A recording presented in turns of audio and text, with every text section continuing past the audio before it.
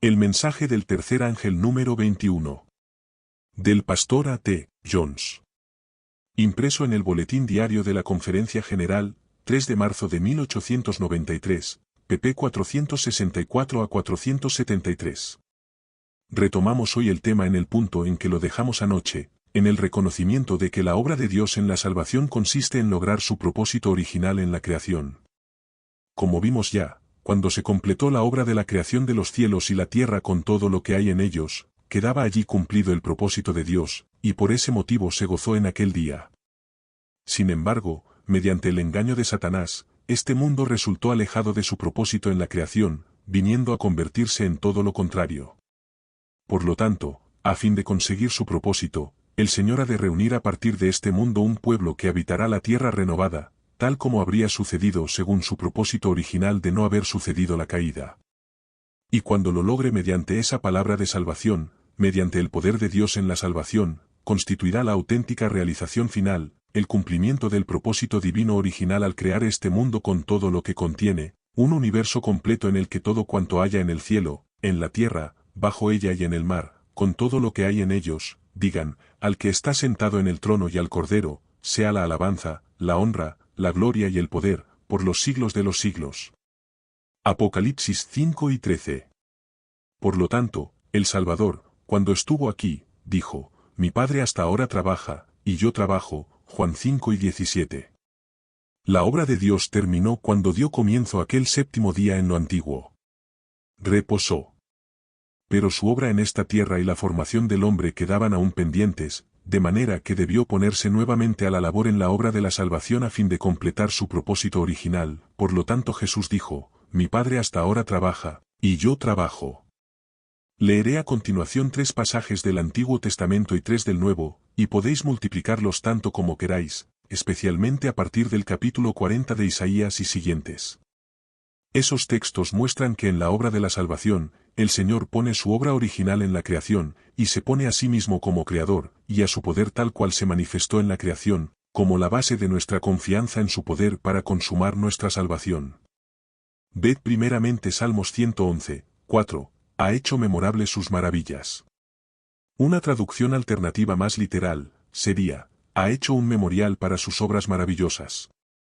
De eso es de lo que hemos estado hablando, era la primera parte del versículo que continúa así, clemente y misericordioso es Jehová. Sus obras maravillosas, por lo tanto, que están significadas en el memorial que estableció, quedan en ese versículo ligadas a su clemencia y misericordia, a la plenitud de su compasión hacia el ser humano en este mundo, que tan necesitado está de ella. Veamos ahora el capítulo 40 de Isaías, y podéis continuar a lo largo de todo el libro, pues lo encontraréis desde el principio hasta el fin. Comencemos en su primer versículo, que dice, consolad, consolad a mi pueblo, dice vuestro Dios. Hablad al corazón de Jerusalén, decidle a voces que su tiempo es ya cumplido, que su pecado está perdonado, que doble ha recibido de la mano de Jehová por todos sus pecados. Voz que clama en el desierto, preparad un camino a Jehová, nivelad una calzada en la estepa a nuestro Dios. Es el mensaje de Juan Bautista. Todo valle sea alzado y bájese todo monte y collado, que lo torcido se enderece y lo áspero se allane. Entonces se manifestará la gloria de Jehová y toda carne juntamente la verá, porque la boca de Jehová ha hablado. Voz que decía, da voces. Y yo respondí, ¿qué tengo que decir a voces? Que toda carne es hierba y toda su gloria como la flor del campo. La hierba se seca y la flor se marchita, porque el viento de Jehová sopla en ella, ciertamente como hierba es el pueblo. La hierba se seca y se marchita la flor, mas la palabra del Dios nuestro permanece para siempre. Pedro, citando ese pasaje en los 2 últimos versículos del capítulo 1 de su primera epístola, declara, esta es la palabra que por el Evangelio os ha sido anunciada. Isaías sigue entonces refiriéndose al Evangelio en otros términos, súbete sobre un monte alto, anunciadora de Sión, levanta con fuerza tu voz, anunciadora de Jerusalén, levántala sin temor. Di a las ciudades de Judá, ved aquí al Dios vuestro. He aquí que Jehová el Señor vendrá con poder, y su brazo dominará, he aquí que su recompensa viene con él y su paga delante de su rostro. Como pastor apacentará su rebaño. En su brazo llevará los corderos, junto a su pecho los llevará, y pastoreará con ternura a las recién paridas. Hasta aquí está exponiendo el Evangelio mediante la palabra de Dios. Seguimos leyendo. ¿Quién midió las aguas con el hueco de su mano y los cielos con su palmo? Con 3 dedos juntó el polvo de la tierra, y pesó los montes con balanza y con pesas los collados. Vers. 12. ¿Quién fue? El mismo que, como pastor apacentará su rebaño, aquel cuya voz nos habla hoy en el Evangelio, aquel que vive para siempre. ¿Quién examinó al Espíritu de Jehová o le aconsejó y enseñó? ¿A quién pidió consejo para poder discernir? ¿Quién le enseñó el camino del juicio o le dio conocimiento o le mostró la senda de la prudencia? He aquí que las naciones son para él como la gota de agua que cae del cubo, y como polvo menudo en las balanzas le son estimadas. He aquí que las islas le son como polvo que se desvanece. Ni el Líbano bastará para el fuego, ni todos sus animales para el sacrificio. Como nada son todas las naciones delante de él, para él cuentan menos que nada, menos que lo que no es. ¿A qué, pues, haréis semejante a Dios o qué imagen le compondréis? Saltamos ahora hasta el versículo 25, ¿a qué, pues, me haréis semejante o me compararéis? Dice el Santo. Levantad en alto vuestros ojos y mirad quién creó estas cosas, él saca y cuenta su ejército, a todas llama por sus nombres y ninguna faltará. Dice el texto que no falta ni siquiera uno solo. ¿Qué es lo que sustenta a los astros? Congregación, el poder de su palabra. Él sustenta todas las cosas con la palabra de su poder, Hebreos 1, 3. Su invitación es ahora a que abramos los ojos y veamos quién creó todas esas cosas, y saca y cuenta su ejército. ¿A dónde nos lleva todo esto?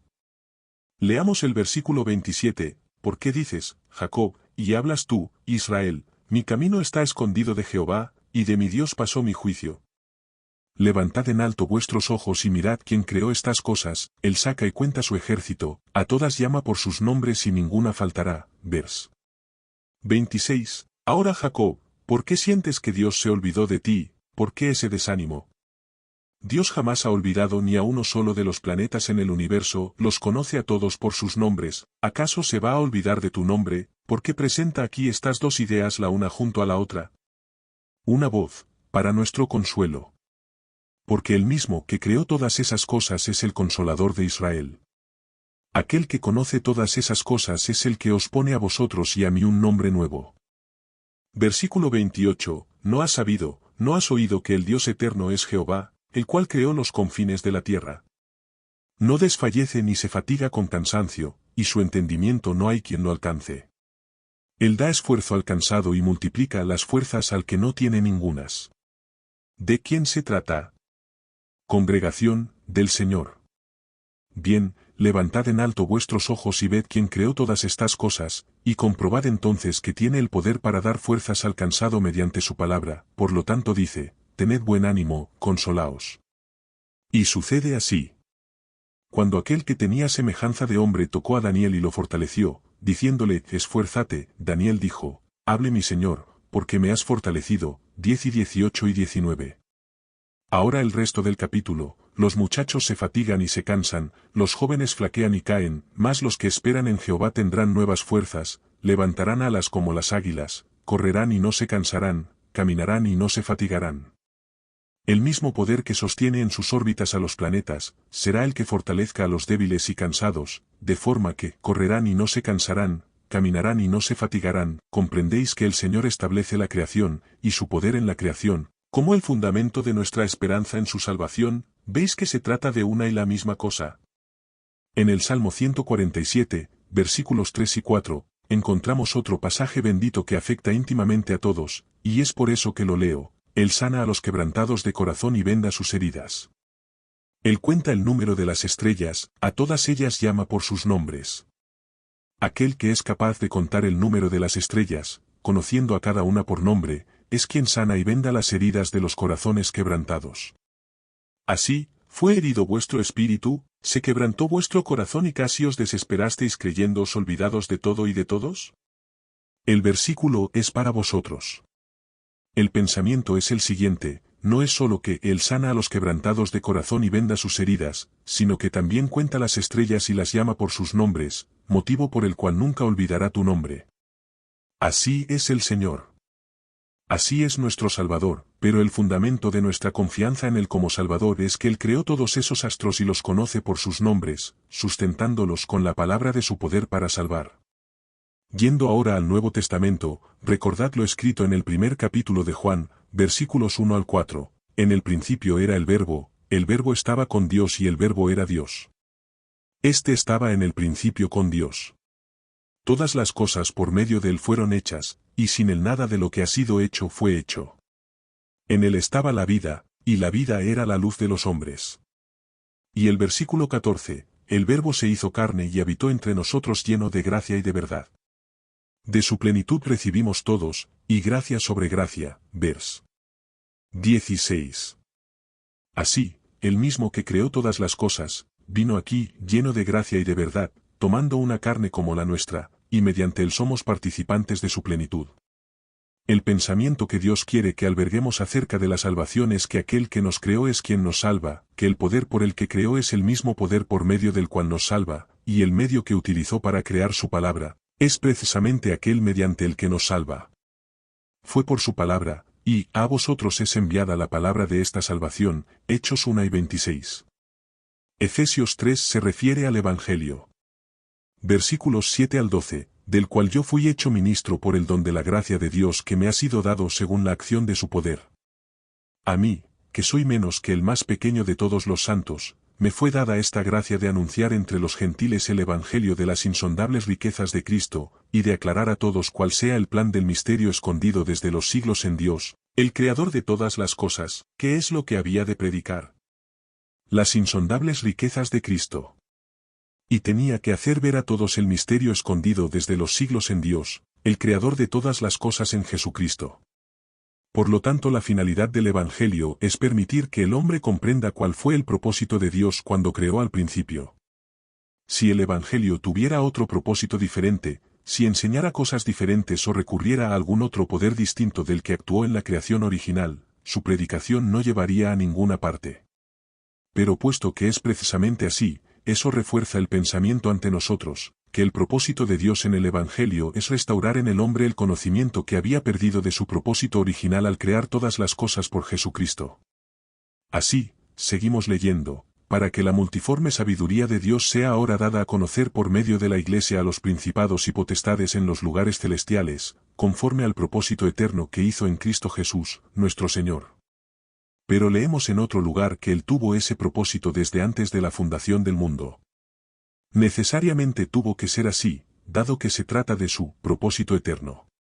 Por lo tanto, en Cristo, en la salvación del mundo y del hombre, y en toda la obra de Cristo, Dios está llevando a cabo su propósito eterno tal como fue desde el principio, en quien tenemos seguridad y acceso con confianza por medio de la fe en Él, vers.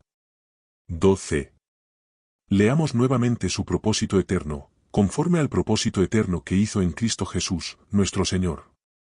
Ese propósito original creador del que hablamos anoche, consiste en Cristo llevando a cabo lo que resultó anteriormente frustrado.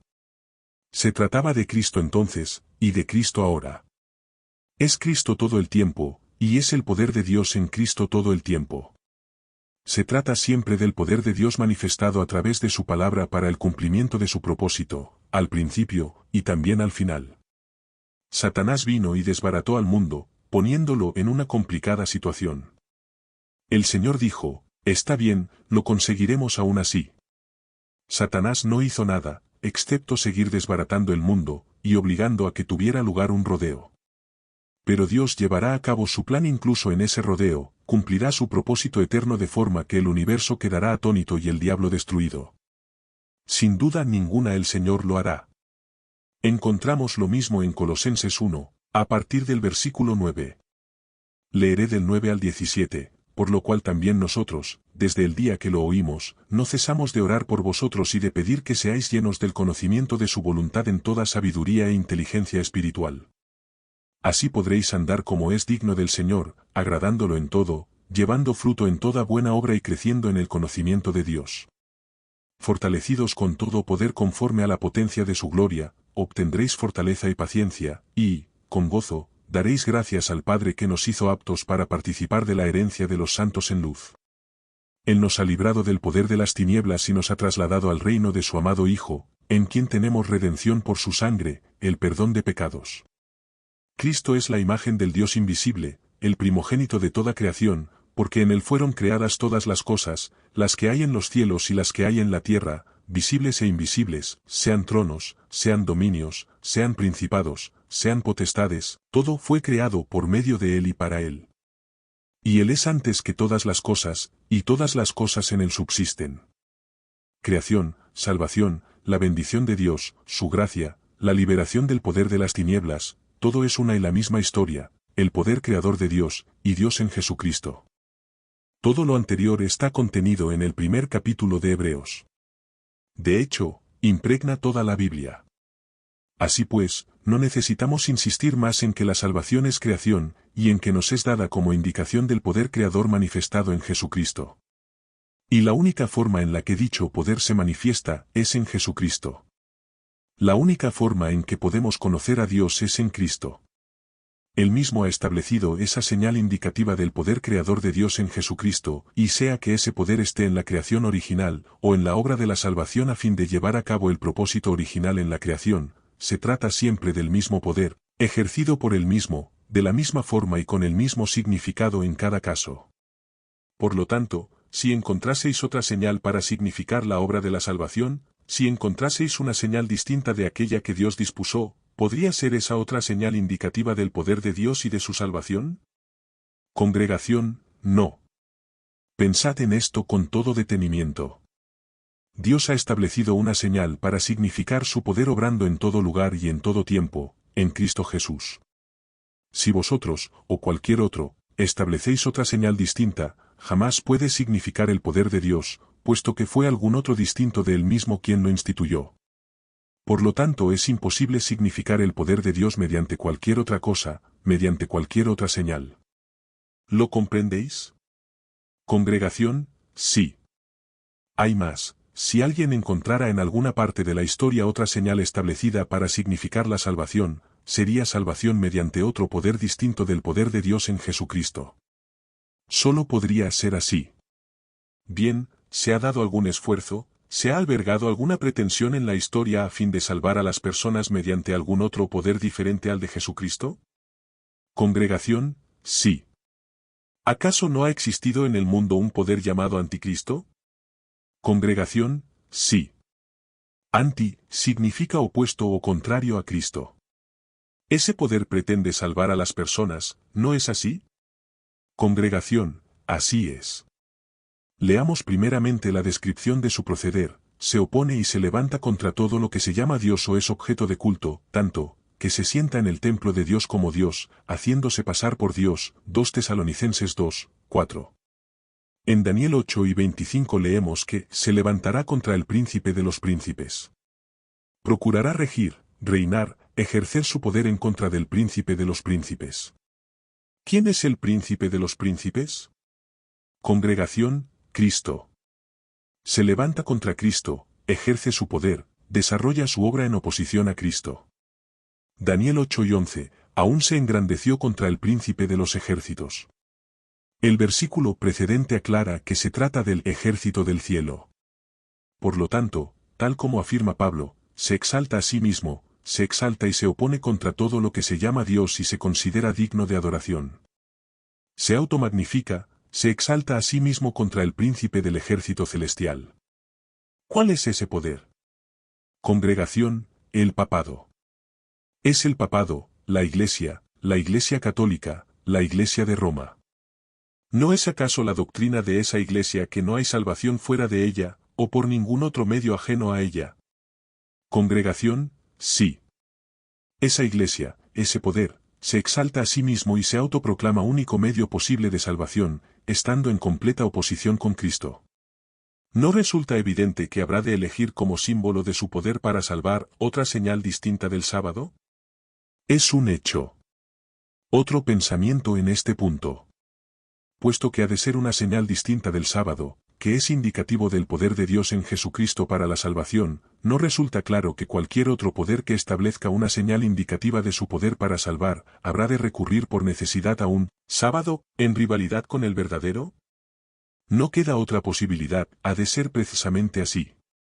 Si eligiera como señal cualquier otra cosa que no estuviera en rivalidad con el sábado, esta señal divina permanecería destacada sin dar ocasión a que nada la desafiara. Por lo tanto, para que la rivalidad sea completa, y a fin de establecer su poder en total oposición a Cristo, el hombre de pecado ha de poseer una señal de su poder para salvar, y ha de estar, por el motivo descrito, en rivalidad con la señal indicativa de la salvación en Cristo. Y ciertamente la Iglesia de Roma pretende exactamente eso. Afirma que el domingo que ella ha establecido es la señal del poder de la Iglesia para poner en el camino de la salvación a los hombres sujetos al pecado. Pretende eso, ni más ni menos. Cuando se estableció el domingo, y cuando los gobiernos terrenales obligaron a que se lo observara por la fuerza, quedó configurado el papado tal como existe hoy en el mundo. El domingo fue entonces puesto en lugar del sábado del Señor con un propósito directo y definido. El registro histórico es incontestable. Veamos lo dicho por uno de los que hicieron ese cambio.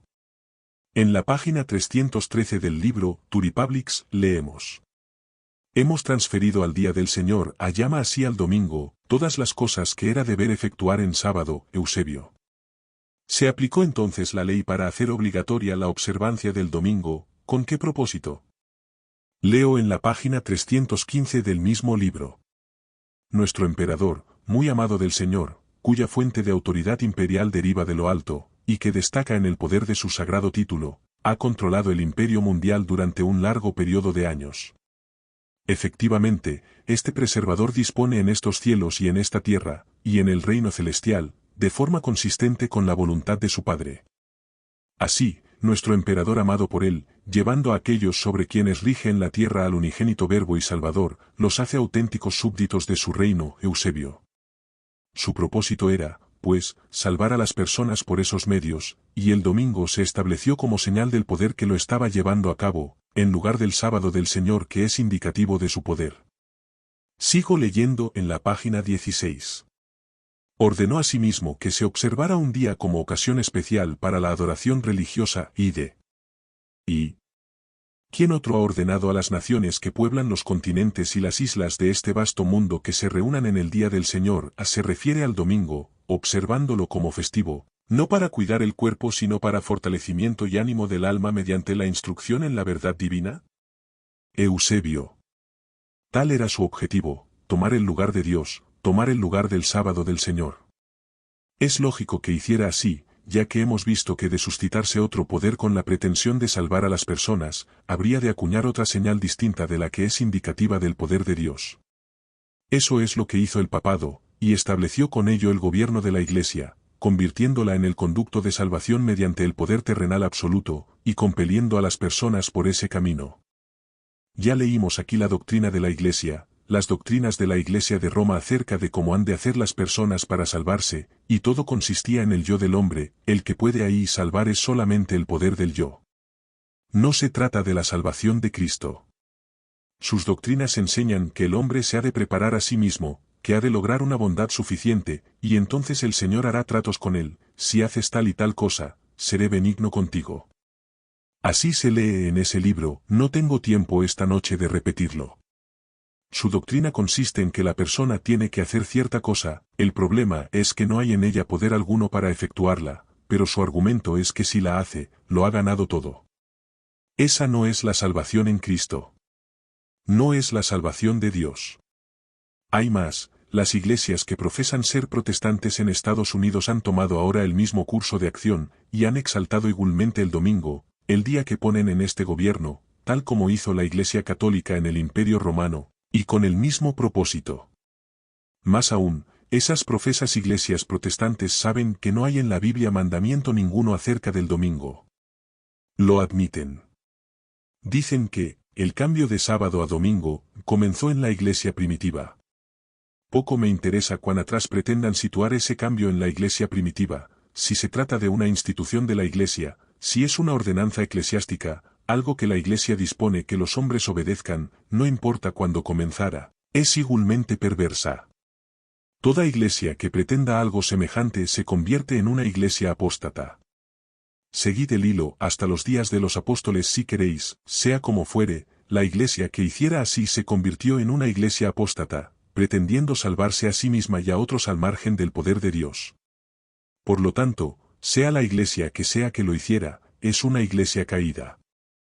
La misión de la iglesia en el mundo es obedecer a Dios, y no dar órdenes a los hombres.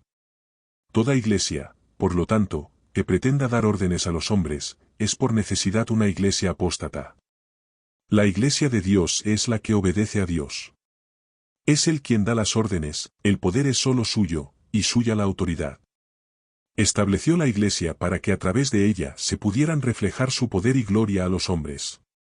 Pero no es prerrogativa de la iglesia el dar órdenes a nadie. También ella obedece solo a Dios. Ahora voy a expresarlo de otra forma, quizá con mayor llaneza. La iglesia como un todo, la católica y la protestante apóstata, ha usurpado ya el lugar de Jesucristo, puesto que cualquier iglesia que se exalte a sí misma y haga de ella misma el camino de la salvación, es necesariamente una iglesia apóstata que se coloca a sí misma en lugar de Jesucristo, quien es el Salvador. Así, ninguna iglesia puede exaltarse como salvadora de los hombres. Por el contrario, ha de exaltar a Jesucristo como al único Salvador. Jesucristo en ella como el Salvador que es, pero se trata de Jesucristo y no de ella, ya que es lo mismo en la iglesia que en el individuo. Tengo la justicia de Cristo, su presencia mora en mí. El cristiano puede y debe decir eso, pero jamás puede pretender, soy el Salvador, o, soy la justicia, soy bueno y poseo bondad que puedo conferir a otros a fin de que sean salvos. No. El cristiano puede decir, tengo la justicia de Cristo, Cristo mora en mí, y cumple a través mío su bendito propósito de que otros sean alcanzados y salvos. Pero solo Él es el Salvador, solo Él es la justicia y el poder. Él lo es todo en todos. Como sucede con la persona, así también con la colectividad. De igual forma en que Cristo mora en la persona, lo hace también en la colectividad de personas, en un sentido más profundo que en el caso del simple individuo, y la justicia de Cristo en la comunidad de personas no es otra cosa que la justicia de Cristo en mayor medida si cabe, en la comunidad de individuos que constituye la Iglesia. De igual forma en que Cristo obra a través del individuo para su salvación, Cristo en la Iglesia obra a través de toda la Iglesia para salvar. Ahora bien, si la Iglesia se enorgullece y se cree por encima de todo, comenzando a atribuirse crédito para gloria suya así como poder para salvar, en ese preciso momento se está colocando en el lugar de Jesucristo, pretendiendo ser el Salvador. Se trata de la misma autoexaltación en la Iglesia que en el individuo, y fue la autoexaltación de las personas la que conformó la Iglesia autoexaltada, terminando en la apostasía. Se trata, pues, de la Iglesia pretendiendo ser ella misma el camino de la salvación, la salvadora realmente, la única vía de salvación, de forma que todos pueden únicamente salvarse según el camino que ella establece. De esa forma se exaltó contra Dios y contra el príncipe de los ejércitos, contra Jesucristo, y estableció esa señal de su poder para salvar, en oposición a la que Dios estableció. Y tal como hemos visto, lo hizo con el propósito declarado de ponerlo en sustitución del sábado del Señor. Y la segunda iglesia apóstata, la que se ha establecido en nuestra tierra, ha obrado de la misma forma. Ha establecido mediante una disposición gubernamental de los Estados Unidos por una decisión del Congreso, la institución del domingo, la señal del poder de la Iglesia de Roma para salvar a las personas. Las profesas iglesias protestantes lo han establecido mediante una disposición emanada del Congreso, en lugar del sábado del Señor. Así pues, la madre y sus hijas se han deshecho del sábado del Señor, y han puesto en su lugar la señal de la salvación según la Iglesia católica. Veamos ahora el significado de lo anterior, que hemos visto que es el sábado. La señal de lo que Cristo es para el creyente, desde todo punto de vista en que quepa analizarlo, la señal de lo que es Dios para el hombre, en Jesucristo, hemos visto que lleva en sí mismo la presencia, la bendición, el espíritu, el refrigerio, la presencia santificadora de Cristo y de Dios. Lleva en sí mismo la presencia de Jesucristo, y aquel que lo guarda por la fe en Jesús, disfruta de su presencia. Al sucederse un sábado tras otro, haya presencia adicional de Jesús. Por consiguiente, cuando la Iglesia apóstata desechó todo lo anterior, y puso en su lugar la señal propia de ella, desechó solamente el día. Una voz, desechó a Cristo. ¿Acaso no fue eso quitar a Cristo de las mentes y vidas de las personas? Cuando las iglesias apóstatas han hecho lo mismo en nuestra tierra, ante nuestros ojos, ¿no han desechado también la presencia y el poder de Cristo, desterrándolo así del conocimiento y las vidas de las personas. Congregación, sí. Hay aquí un punto digno de nuestra consideración, a propósito de por qué en el pasado no se ha visto el progreso esperado entre los profesos cristianos, en relación a las expectativas de Cristo. ¿Qué es lo que Dios puso en la vida del hombre cuando lo creó a fin de que llevándolo en sí mismo progresara continuamente en el conocimiento de Dios, incluso aunque nunca hubiese pecado y hubiera permanecido fiel? Lo preguntaré de otra forma. Cuando Dios creó al hombre al principio, cuando lo puso en esta tierra para que viviera, si hubiera permanecido siempre fiel y no hubiera pecado, había algo que Dios puso allí ligado a él, a fin de permitirle un progreso ininterrumpido en el conocimiento de Dios, en su propia experiencia. Una voz, el sábado. ¿No lo leímos anoche una y otra vez? No se puso a sí mismo, no puso a su nombre, su presencia viviente, su poder santificador en el día del sábado, dándoselo al hombre aunque éste había sido ya bendecido y glorificado, de forma que cuando ese hombre bendito llegara a ese día bendito recibiera bendiciones adicionales. Congregación, sí. Por lo tanto, no puso Dios en el mundo algo que, de haber sido observado y guardado según dispuso Dios, preservaría al hombre, lo elevaría según un plan de crecimiento y progreso en el conocimiento de Jesucristo en el mismo. ¿De qué se trata? Congregación, del sábado. Permanece ahí, tras la caída del hombre. Así pues, cuando la Iglesia de Roma desterró el sábado de las mentes de las personas aquello que hacía posible que reconocieran a Cristo y su poder para convertir, ¿quedó alguna cosa que les permitiera avanzar en la obra santificadora de Cristo? Esa es la razón por la que iglesias que comenzaron con el conocimiento de Dios, la salvación por la fe y la justicia por la fe, llegaron a estancarse. Otra iglesia tuvo entonces que sucederle, para caer presa del mismo proceso y llegar también al estancamiento. Pero al aparecer nosotros en escena somos llamados a predicar nuevamente el Evangelio eterno, y hemos de constituir una iglesia que tenga esa señal que trae la presencia viviente de Jesucristo al hombre, según una obra que progrese hasta su culminación. Tal es la iglesia que tiene el sábado del Señor, y la iglesia que tiene el sábado del Señor ha de conocer la culminación de esa obra en la salvación de Cristo. ¿Quién puede medir la maldición y perjuicio que ha ocasionado al mundo esa terrible acción de las iglesias apóstatas? Nada que no sea la mente de Dios puede comprender la magnitud del daño y pérdida causados. El efecto logrado fue quitar la presencia de Cristo, quitar a Cristo del conocimiento, de la experiencia de los corazones humanos. En su lugar instauró otro poder, un poder humano, un poder satánico, el yo, lo colocó en el lugar de Dios y de Cristo, quien se anonadó a sí mismo para que Dios pudiera brillar. Hay un paralelismo histórico increíblemente apropiado a lo que acabo de exponer, y vale la pena que lo consideremos. En primer lugar, la humanidad, los hombres, perteneciendo o no a la Iglesia, están sujetos a Dios. ¿Podrían existir sin Dios? Congregación, no.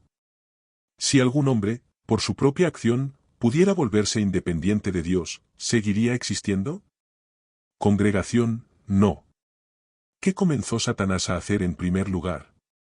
¿No fue acaso procurar su independencia de Dios, existir por sí mismo? De haber logrado su propósito, ¿qué habría significado para él? Congregación, su destrucción.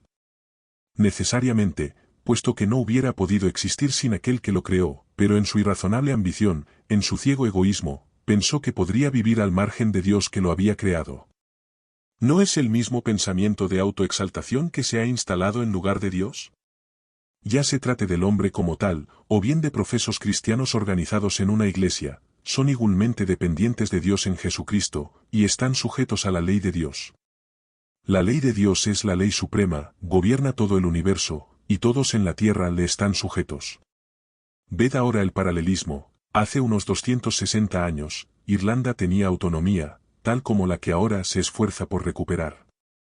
Tenía su propio parlamento y gobernaba en sus asuntos internos, en lo que tenía que ver con Irlanda, pero estaba sujeta al gobierno supremo de Inglaterra. Leo ahora en el quinto volumen de History of England, de Macaulay, en su página 301. Los lores y los comunes de Irlanda se atrevieron, no solo a volver a promulgar una disposición de Inglaterra que tenía el expreso propósito de sujetarlos a ella, sino a promulgarla con modificaciones. Dichas modificaciones eran ciertamente menores, pero el cambio de algo en apariencia tan insignificante como una letra, llegó a constituir una declaración de independencia. ¿Fue promulgada la ley de Dios para que la Iglesia y todo ser humano le estén sujetos? Congregación, sí. ¿Se ha atrevido la Iglesia apóstata a alterar esa ley? Congregación, sí. ¿Qué significado tendría esa alteración, aun en algo tan pequeño como una letra?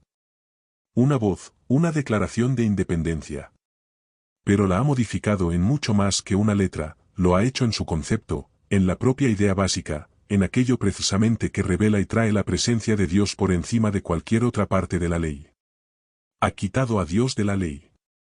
¿Qué ha hecho entonces? Congregación, se ha puesto a sí misma en lugar de Dios. Ha decretado su propia independencia de Dios, y así lo ha proclamado al mundo. Las iglesias protestantes las que hacen esa profesión, puesto que hace tiempo que dejaron de ser protestantes, han llevado el Congreso de los Estados Unidos a una posición idéntica, lo han llevado a una nueva promulgación del cuarto mandamiento. Ha sido citado expresamente y puesto por escrito en el libro de los estatutos legislativos. El otro día, el gobernador Paterson, de Pensilvania, hablando en el Capitolio del Estado, mientras arguía en favor de las leyes dominicales que figuran ya en los libros de los estatutos, dijo que esa ley no es más que una parte de ese sistema de la ley de Dios, que ahora se promulga nuevamente en los estatutos de Pensilvania. Según sus propias palabras, se promulga de nuevo la ley de Dios. Pregunto, ¿han promulgado la ley de Dios tal cual es? Congregación, no. Si lo hubieran hecho así, si la hubieran decretado por la fuerza, eso los habría puesto en un plano de igualdad con Dios, pero la han promulgado alterándola, y obrando así se han colocado por encima de Dios. Las iglesias de esta nación se han autoproclamado así independientes de Dios en su acción de establecer su propia ley, alterándola deliberadamente en el curso del proceso legislativo que la aprobó. Permíteme que lea otra frase del libro que os he citado, en la misma página 301. La colonia de Irlanda era de la forma más enfática dependiente, era una dependencia, no solo porque lo establecía la ley del reino, sino por lógica necesidad. Era absurdo pretender la independencia de una comunidad que no podía dejar de ser dependiente sin dejar con ello de existir. ¿Podéis imaginar un paralelismo más estrecho para ilustrar ese principio del gobierno y de la ley, que este al que nos hemos referido, y que quedó registrado para nuestra instrucción? Un pensamiento en este punto. Jesucristo vino personalmente al mundo, ¿no es así? Él mismo estableció el sábado. Él es el Señor del sábado. Él, y solo Él, conocía la verdadera noción y significado del sábado. No obstante, desarrolló ciertas actividades en ese día, dando un ejemplo del verdadero significado del sábado que no coincidía con las ideas de los sacerdotes, fariseos y políticos de sus días. Eso desencadenó el odio de ellos hacia Jesús. Fue eso lo que suscitó su odio hacia él más que ninguna otra cosa, el que Jesús no aceptara sus ideas sobre el sábado. Y ese odio de ellos expulsó a Cristo del mundo por esa razón más que por cualquier otra, porque Cristo no aceptaba las ideas de ellos sobre el sábado. En el siglo IV hubo otra iglesia apóstata que también estaba en desacuerdo con la idea de Dios sobre el sábado, y que desterró al sábado y a Dios de las mentes de las personas y del mundo hasta donde le fue posible. La anterior iglesia lo había expulsado del mundo, pero regresó, y solo pudo expulsarlo del mundo en lo concerniente a su poder. Hay aquí otra iglesia apóstata, la tercera, que ha seguido el ejemplo de las dos iglesias apóstatas anteriores. Ha expulsado a Dios en su sábado fuera del mundo, debido a que sus ideas sobre el sábado están en desacuerdo con la de Dios, y han decidido que no se someterán a la idea divina. Todo eso es un hecho, y está ante nosotros. Aquella primera iglesia apóstata, a fin de poder cumplir su propósito de expulsar del mundo a Cristo, manteniendo así sus propias ideas acerca de lo que es el sábado, se asoció con un poder terrenal, eligiendo a César y dando la espalda a Dios. La segunda iglesia apóstata, a fin de poder expulsar del mundo al Señor en su sábado, se asoció igualmente a César. En la tercera apostasía, a fin de hacer prevalecer su idea sobre el sábado en contra de la de Cristo, ha de deshacerse de Cristo en su sábado, pero tiene que hacerlo recurriendo igualmente a César, asociándose con los poderes terrenales, tal como hicieran las otras dos que la precedieron. En la primera apostasía, cuando se asociaron al César para deshacerse de Cristo y sostener sus propias ideas en contra de él acerca de lo que es el sábado, el resultado, aun habiendo sido perpetrado por una minoría tan escasa que no se atrevieron a explicar al pueblo lo que estaban haciendo, por temor a que lo rescataran de sus manos. Esa minoría, por exigua que fuera, estaba compuesta en su casi totalidad, y estaba enteramente dirigida por los líderes de la Iglesia, y esos dirigentes de la Iglesia, mediante amenazas, compelieron al representante de la autoridad de César a que cediera a sus demandas y ejecutara la voluntad de ellos. Sabemos que lo lograron. Así quedó registrado, y significó la más completa ruina para la nación. Por lo tanto, es posible que una minoría, una exigua minoría, bajo la influencia de unos pocos responsables de Iglesia sus dirigentes, tome un curso de acción que ocasione la ruina de la nación de la que forma parte. Congregación, sí. La segunda apostasía repitió el mismo patrón, entregándose a la influencia del poder terrenal, obteniendo de esa forma poder gubernamental para poder realizar su propósito de deshacerse de Cristo en su sábado, y de mantener sus propias ideas acerca del sábado en contra de las de Cristo. Fue una minoría la que hizo eso. Lo protagonizaron los principales dirigentes de la Iglesia, por lo tanto, fue asunto de unos pocos. ¿Cuál fue el resultado de esa intriga para el Imperio Romano? Significó su ruina. Por lo tanto, es posible que una exigua minoría, insignificante al compararla con la gran masa dirigida, eso sí, por unos pocos de los prelados de la Iglesia, instaure un estado de cosas como ese y lleve al gobierno a un curso de acción que desemboque en su ruina más completa. En la historia se ha demostrado así por 2 veces. Entonces, en esta región, el pasado año, ante vuestros ojos y los míos, una minoría de personas de nuestro país, influida por unos pocos una minoría de dirigentes de Iglesia, logró mediante amenazas que los políticos entregaran en sus manos el poder del gobierno para cumplir su propósito de sostener sus ideas sobre el sábado, en contra de la idea de Cristo. La historia ha demostrado por 2 veces que una acción como esa significó la ruina de la nación que la emprendió. ¿Significa esa doble lección alguna cosa, en relación con la tercera instancia? Congregación, sí. La lección que enseñaron las 2 primeras ocasiones, se volverá a repetir en la tercera. Eso es lo que significa. Ruina, y nada más que ruina, es lo único que puede derivarse de ello. Ni ellos mismos son capaces de prevenirla. Nadie puede hacerlo. Han puesto en marcha un tren de circunstancias que nada en el universo puede detener. Dará inexorablemente su fruto. El ciclo de ese congreso está próximo a su fin. Es más que probable que concluya sin que se vuelva a abordar el tema. Si el próximo congreso lo revocara en su totalidad, eso en nada cambiaría los resultados. El proceso se ha iniciado, y proseguirá a pesar de las acciones que puedan efectuar.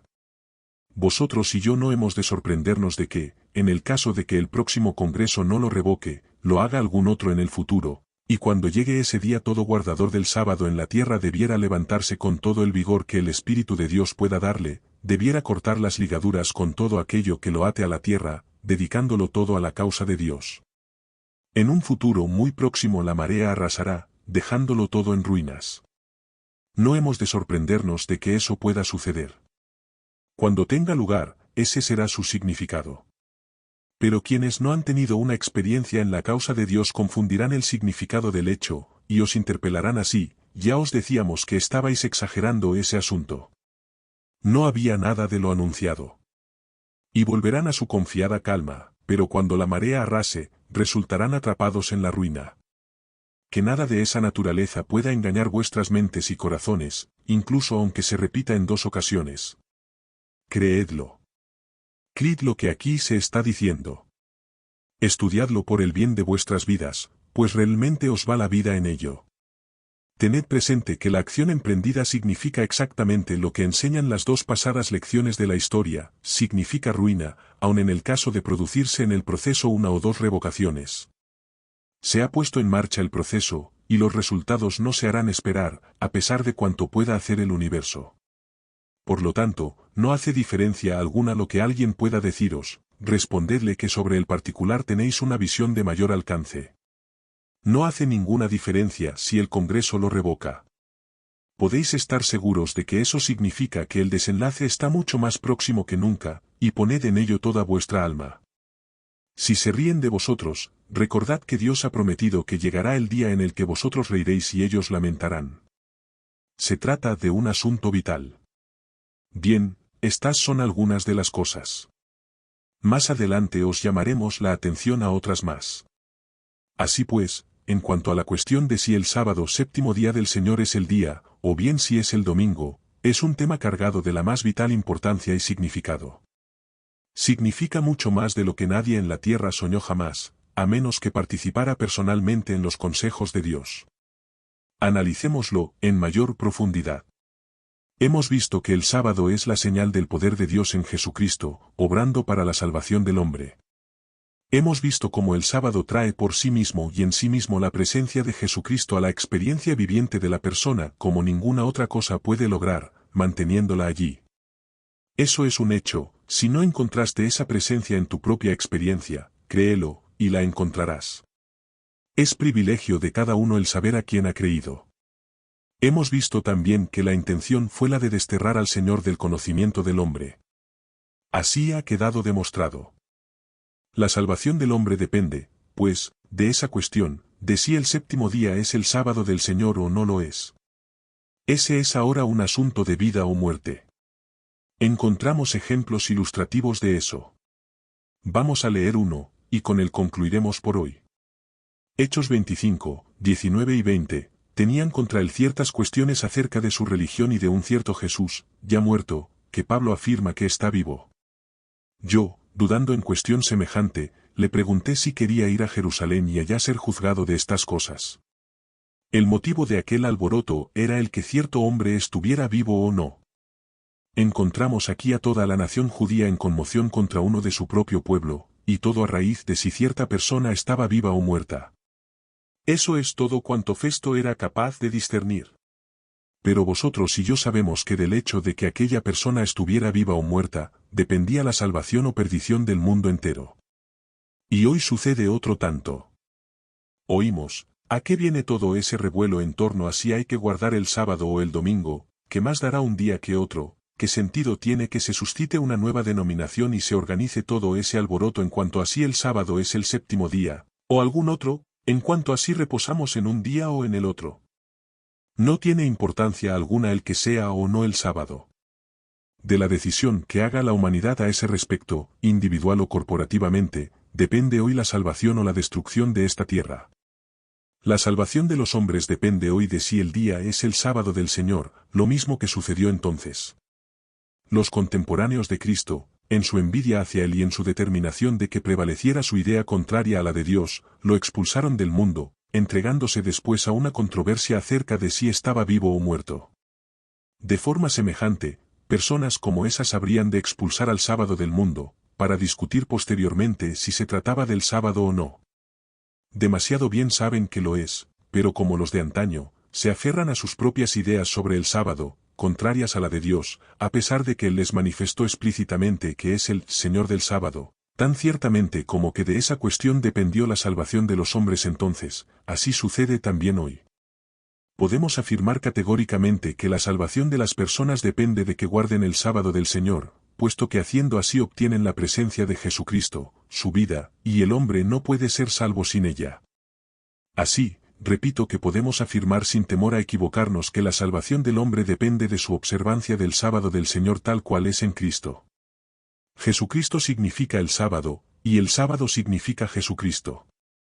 En nuestro tiempo, cuando las personas reciban instrucción al propósito, cuando sea predicado al mundo el mensaje del Evangelio eterno, al llegarles el mensaje del tercer ángel y Cristo en el Cristo en todos y todo de Cristo, entonces los que rechacen el sábado del Señor darán sus espaldas a Cristo, y en pleno conocimiento de que en ese camino no hay salvación alguna. Pero, ¿no vimos en nuestro estudio precedente que no hay ninguna otra cosa que hayamos de predicar a las personas en este mundo, si no es a Cristo, y solo a Él? Y, ¿no hemos visto que hemos de predicarlo a Él frente a cualquier consideración terrenal, frente a cualquier consideración de protección de poderes terrenales, de riqueza o influencia del tipo que sea, y hasta de la vida misma? Tal es el mensaje que hay que dar al mundo, Cristo, dado a conocer en el sábado del Señor, sábado que Él nos dio, por señal entre yo y ellos, para que supieran que yo soy Jehová que los santifico, Is. 8 y 12, y su nombre es, yo soy el que soy.